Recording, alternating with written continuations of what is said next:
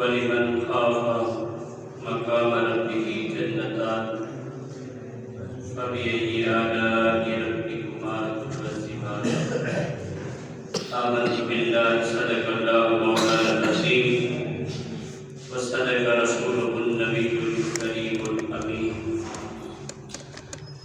إن الله وملائكته يصلون على النبي يا أيها الذين آمنوا صلوا عليه وسلموا تسليما اللهم صل على سيدنا ومولانا محمد وبارك وسلم وصلوا عليه سارے حضرات مل کے پڑھیں الصلاۃ والسلام علیک یا سیدی یا رسول اللہ وعلی آلک و اصحابک یا سیدی یا حبیب اللہ.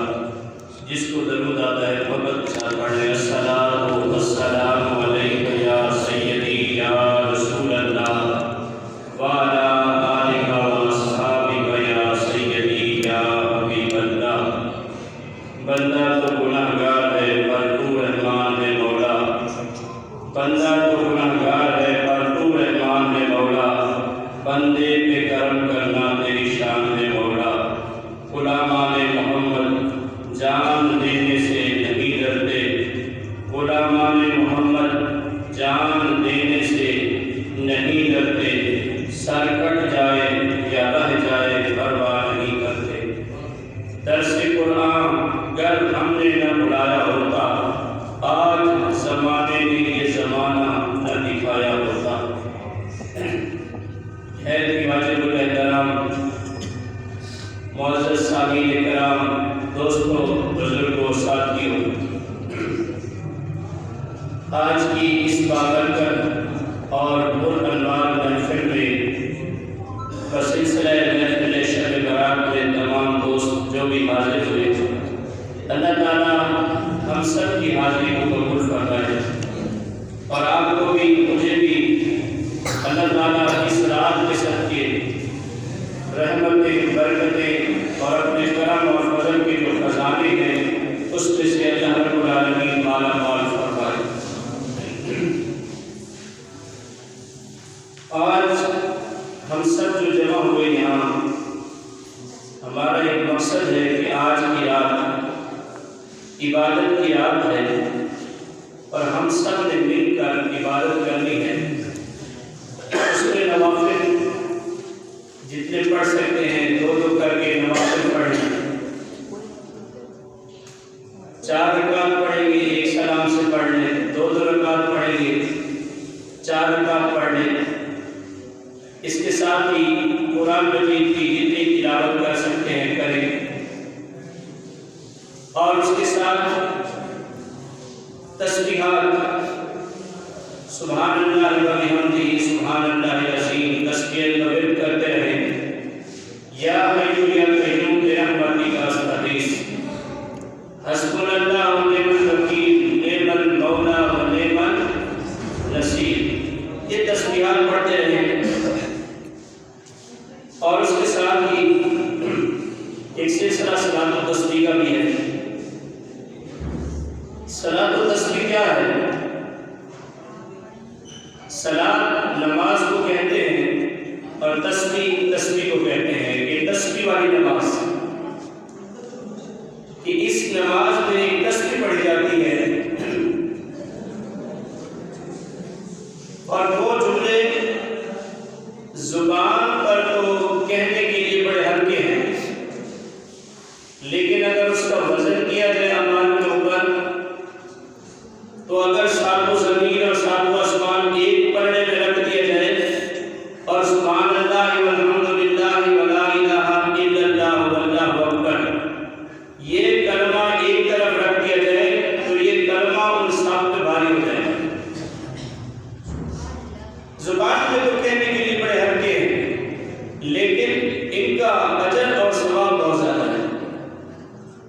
یہ پورا تیسرا کلمہ نہیں ہے.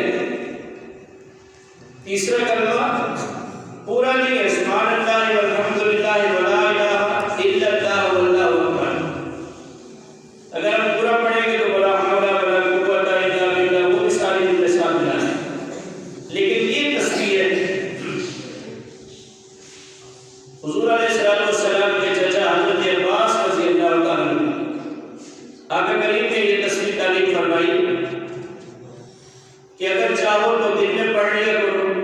دن میں نہیں پڑھ سکتے تو ہفتے میں ایک بار پڑھ لو، ہفتے میں نہیں پڑھ سکتے تو مہینے میں ایک بار پڑھ لو، اگر مہینے میں نہیں تو سال میں ایک بار پڑھ لیا کرو۔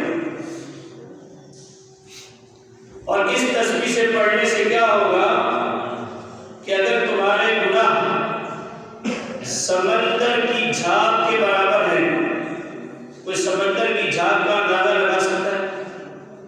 ایک مثال دی گئی کہ سمندر کی جھاگ کے برابر تمہارے گناہ ہو جائے اور تم یہ تسبیح پڑھ لو تو اللہ تعالیٰ ان گناہوں کو معاف فرما دیتا ہے۔ اب کتنا سمندر کی آپ گہرائی دیکھیں، اس کی لمبائی دیکھیں، چوڑائی دیکھیں، پھر اس کی جھاگ دیکھیں، انسان کی عقل دنگ رہ جاتی ہے کہ اے ابن آدم تو اتنے گناہ کر لے کہ تیرے گناہوں سے زمین اور آسمان بھر جائیں۔ یہ طے کرتا ہے تیرے گناہ اتنے ہو جائیں، زمین و آسمان بھر جائے، لیکن اگر تو یہ تسبیح پڑھے گا تو اللہ تیرے گناہوں کو معاف فرما دے گا۔ جب بندہ اللہ کی بارگاہ میں تسبیح پڑھ کے توبہ کرتا ہے، کہتے یا اللہ میں اپنے گناہوں سے معافی مانگتا ہوں، اور آج کی رات اپنے گناہوں سے معافی مانگنے کی رات ہے۔ کس سے معافی مانگنی ہے؟ اس رب سے جو خود کہتا ہے فَاذْكُرُونِی أَذْكُرْکُم، اے بندے تو مجھے یاد کر، میں تجھے یاد کروں۔ چلو ہماری تو مجبوری ہے اللہ کو یاد کرنا، لیکن اللہ خود کہہ رہا ہے کہ بندہ تو مجھے یاد کر اور میں تجھے یاد کروں۔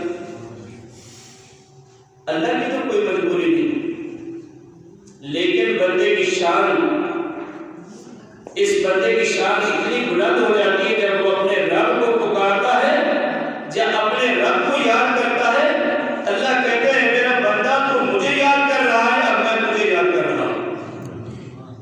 لیکن تیرے یاد کرنے کا سٹائل اور ہے، لیکن میرے یاد کرنے کا مقام و مرتبہ اور ہے کہ تم بندوں میں بیٹھ کے مجھے یاد کرتا ہے، میں عرش بری پہ تجھے یاد کرتا ہوں۔ تو مخلوق خدا کے سامنے میرے تذکرے کرتا رہتا ہے، مجھے یاد کرتا رہتا ہے، میں فرشتوں کی جماعت کے سامنے تیرے تذکرے کرتا رہتا ہوں۔ اب بتا تیرا یاد کرنا اچھا ہے یا میرا یاد کرنا اچھا ہے؟ اور جس کو اللہ یاد کرے وہ کتنے مقام مرتبے والا ہے، لیکن بندے کو بھی چاہیے کہ وہ اپنے رب کو یاد کرے۔ کہ جب بندہ کہتا ہے نا کہ یا اللہ میرے گناہوں کو معاف کر دے، اللہ رب العالمین اعلان فرماتا ہے جبرائیل جا کرامن کاتبین سے کہہ دے کہ اس کی جو کتاب ہے اس میں جو گناہ لکھے ہوئے ان گناہوں کو مٹا دے، اس کے گناہوں جو کتاب میں گناہ درج ہے وہ سب مٹا دے، اس لیے کہ آج میرے بندے نے مجھ سے صلح کر لی ہے۔ اب میرا بندہ مجھے اس حال میں ملے کہ اس کے پاس کوئی گناہ نہ ہو، اس کے پاس کوئی گناہ نہ ہو۔ اب کرامن کاتبین جو گناہ لکھتے ہیں وہ گناہوں کو مٹا دیتے ہیں۔ اب بندے کے کتنے گناہ ہوتے ہیں، لیکن اللہ رب العالمین اعلان فرماتا ہے کہ ان کے سارے گناہوں کو مٹا دیں۔ تو آج گناہوں کو مٹانے والی رات ہے، اللہ کو راضی کرنے والی رات ہے، اپنے رزق کی فراوانی کو بڑھانے کی رات ہے۔ آج وہ رات ہے کہ اللہ خود کہہ رہا ہے اپنے بندوں سے کہ ہے کوئی مانگنے والا جس کو میں عطا کروں، ہے کوئی بخشش مانگنے والا میں اس کو بخشش عطا کروں، ہے کوئی میری رحمت مانگنے والا میں اس کو رحمت عطا کر دوں۔ اللہ اللہ خود بندوں سے کہہ رہے ہیں کہ ہے کوئی ماننے والا، لیکن بد نصیب ہے وہ بندہ